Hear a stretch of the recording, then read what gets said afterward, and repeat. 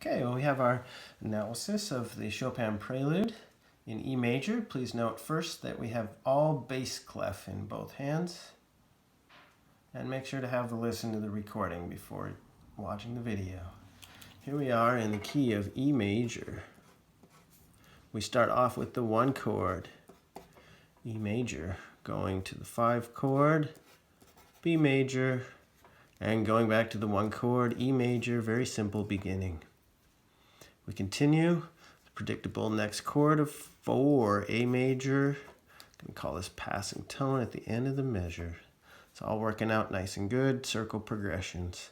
Here we have F sharp, a 2 chord, F sharp minor.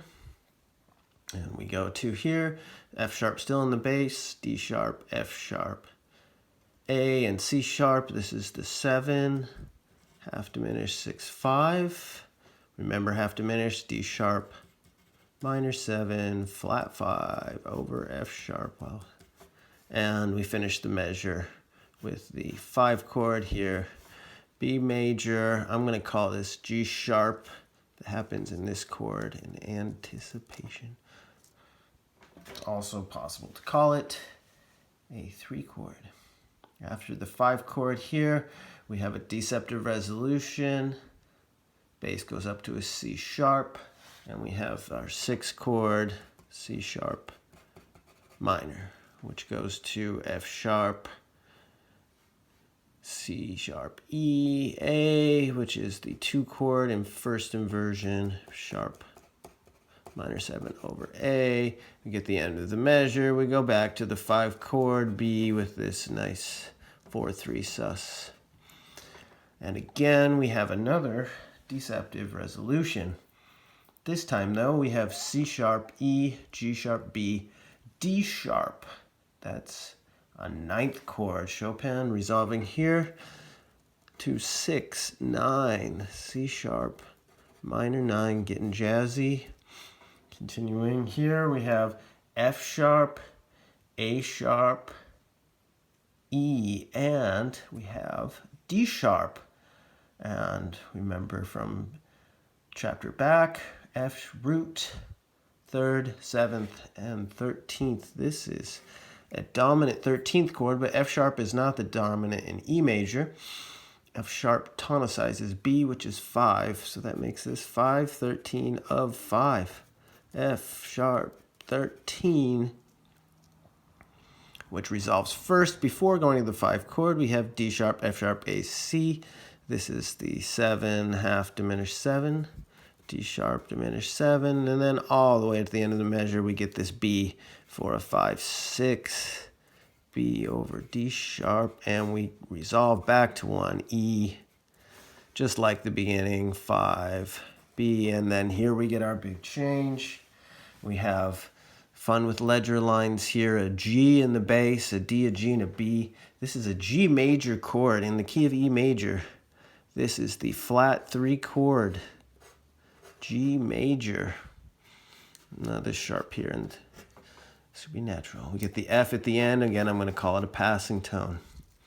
We go down to measure 6, E, G, and C. We are at a C major over E, or this is in E major, a flat 6, 6. We go back to a G minor chord over D, but this time, now it's not G major, but it's G minor. So it's the minor 3, 6, 4, G minor over D. End of the measure, we have C in the bass, E, G, B flat. Here we're on a 7th chord. This is flat 6, 7. Okay, the flat 6, 7 chord could also be called 5, 7 of flat 2, but we do not go to the flat 2. We exit here to an A major chord. In the key, here's our 4 chord, A major. Now we enter a difficult sequence of chords until we get out to measure 9. We see lots of accidentals in measure 7. Measure 8, we see measure 9, we can mark ahead. This is where we land back on the 1 chord. What I'm going to do is just analyze the chord symbols to try to figure out what is this key is this even in. here we're starting with C sharp, E, G, B flat. That is a C sharp diminished 7 over G.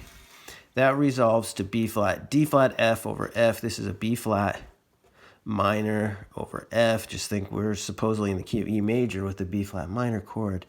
Next we go down to yes and F flat, G, B flat, D flat, F flat. This is a G diminished 7 over F flat. Going to the next measure, we got E flat in the bass, A flat, C. This is an A flat over E flat. The next beat, we still keep E flat in the bass. This C and here resolves eventually down to the B flat. Makes it a 6/5 sus, and we have an E flat 7, which resolves to A flat major. And then we go back to sharps at the end of the measure. We have G sharp, B, D sharp. This is a G sharp minor chord over B. Well, we can kind of see a progression here. If we look here at the A flat, E flat to A flat, it's 5/1. Here's A flat over E flat. That's a tonic 6/4. Looks like we're in the key of A flat major. You can think, what does A flat major have to do with E major? But remember, A flat is enharmonic to G sharp, which is the 3 chord, which is the mediants. That's the topic of the chapter. So if we're thinking we're in A flat major, we have 1, 5, 7 here, working backwards, and tonic 6/4. G diminished 7 over F flat. This is the 7 fully diminished 2 in the key of A flat major. Here we have B flat minor. It's the minor 2 chord, 6/4. And then we have this kind of odd C sharp diminished 7 over G.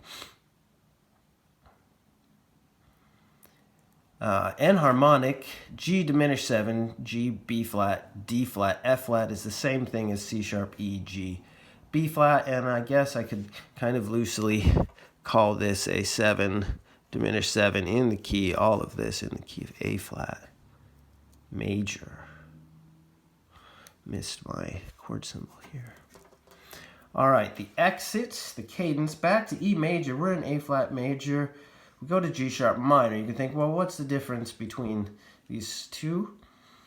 G sharp and A flat are enharmonic. All he's done is lowered the third. Actually starts here with the C flat. Look at this melody and the, I guess, top voice, C flat to B natural. Those are enharmonic equivalents. This chord, G sharp minor, in the key of E major is the minor 3 chord in first inversion. We get this kind of cadence of a third. Here everything's related by thirds, not really so much by fifths all the time. To finish the piece, we're looking familiar like the beginning of the piece to start with. We have 5 and back to 1, E major. And then we get this chord here, A, C natural, E natural. This is A minor, which in the key of E major, this is the borrowed minor 4 chord.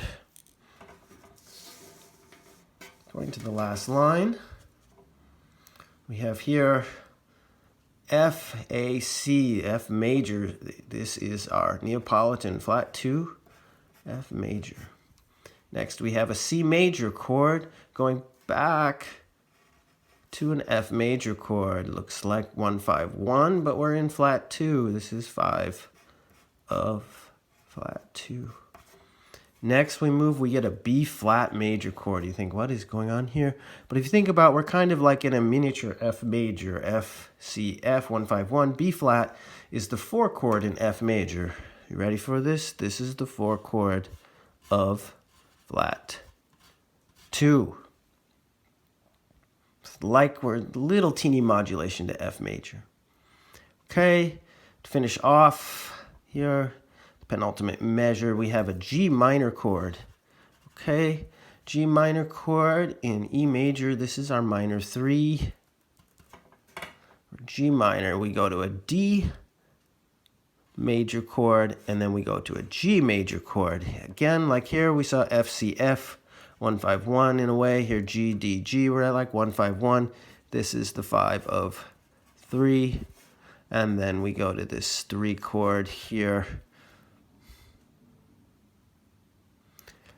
3, just like earlier, going into measure 9, we went 3 to 1. Here, 3, instead of going down to 1, it's going to go up a third to B. Here's our 5 chord, and we finished the last measure with 1.